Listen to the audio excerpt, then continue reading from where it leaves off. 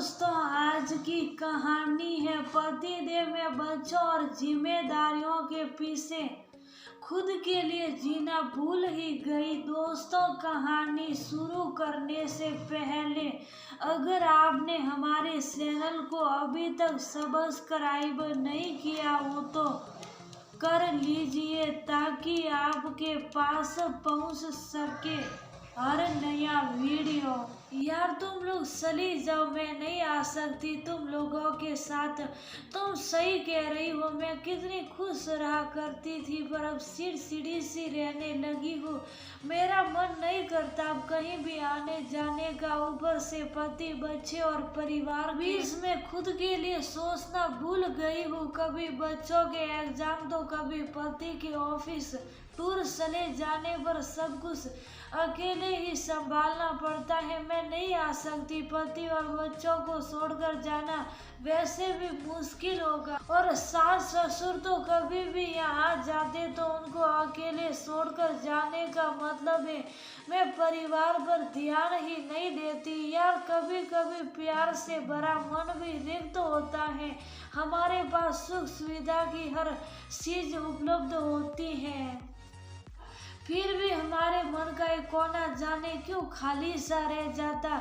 अपने दोस्त गरिमा से फोन पर कहे जा रही थी जो उसे पुराने दोस्तों के साथ गोवा चलने के लिए फोन की थी। क्या यार तू भी ना जाने क्या देवदास टाइप बातें करनी लगी है। मैं कुछ नहीं सुनना चाहती हूँ। हम सारे दोस्त मिलकर गोवा जाने की प्लानिंग कर चुके हैं, बस तू भी हमारे साथ चल रही है। बच्चे बड़े हो गए, वह सब मैनेज कर लेंगे।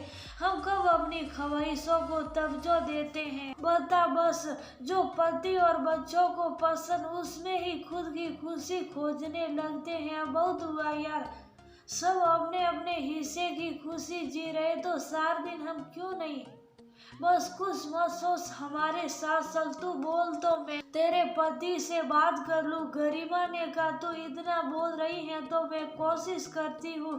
तनिया को आने दे, उनको पूछ कर बताती हूँ, कहकर अवनी ने फोन रख दिया।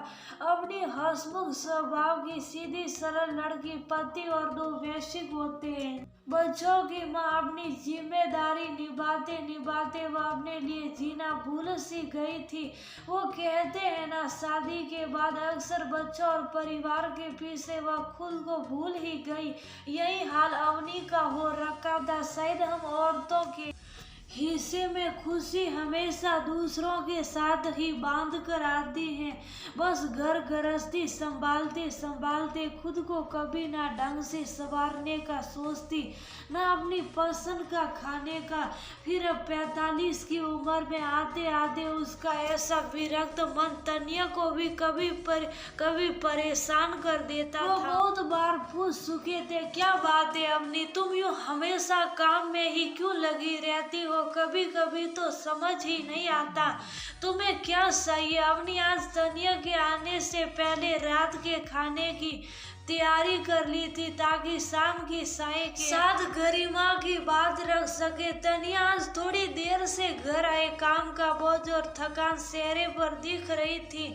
खैर चाय के साथ अवनी हिम्मत करके गोवा जाने की बात रख दी।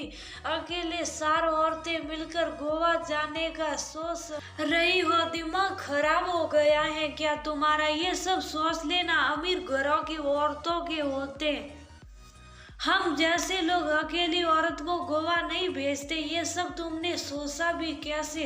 तनिया देश में आकर बोला। अवनी चुप हो गई दूर। अब कमरों में बैठे बच्चों ने भी दोनों की बातें सुनी। कुछ देर बाद अवनी रसोई में जाकर रोटियां सेकने लगी और तनिया टीवी देखने में व्यस्त हो गई। अवनी की बेटी अनवी 20 साल की हो गई थी और बेटा अन्य 17 साल का। मतलब दोनों ही समझदार हो गए थे। दोनों अवनी को बुलाकर अपने कमरे में ले गए और पूछे, माँ आप जाना चाहती हो? अगर आपका मन हो तो मन को पक्का करो और जाओ। हम लोग भी तो कॉलेज टूर पर चले जाते हैं। पापा भी ऑफिस के काम से टूर पर निकल ही जाते हैं। बस एक आप हम सब की वजह से कहीं नहीं जाते हो। हम पापा से बात करते हैं, हमें मना नहीं कर पाएंगे। बस आप गरिमा आंटी के साथ जाओ और एंजॉय करो, कहकर दोनों अवनी के जवाब का इंतजार करने लगे। रहने लो बेटा, पापा को कभी पसंद नहीं आएगा। मैं वैसे भी कभी उनके बिना कहीं नहीं गई हूँ, तो अभी इस उम्र में कैसे जा सकती हूँ। बात को यही खत्म करते हैं, मुझे नहीं जाना, उदास होकर अवनी ने कहा।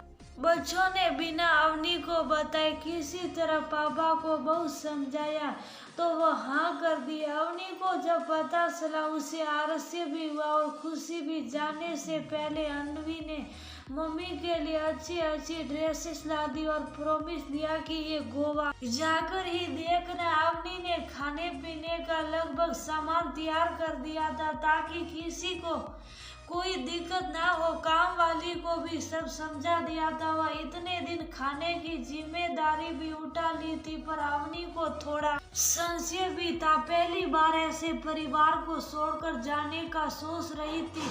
तनिया अवनी के जाने से खुश नहीं थे, पर बच्चों के सामने कभी कभी एक बाप भी हार मान लेता है। जो वह बात अपनी माँ की करने लगी हो। अवनी 7 दिन गोवा में दोस्तों के साथ बहुत खुश नजर आ रही थी। बच्चों को हर बात फोन करके बताया करती। तनिया से बात करने की उसकी हिम्मत नहीं हो रही थी। अवनी ने ये 7 दिन अपनी ख्वाहिशों के साथ जिया और उसके चेहरे की चमक बता रही थी कि कभी कभी खुद के लिए भी खुश रहना जरूरी है, तभी हम प्यार से परिपूर्ण हो सकते हैं।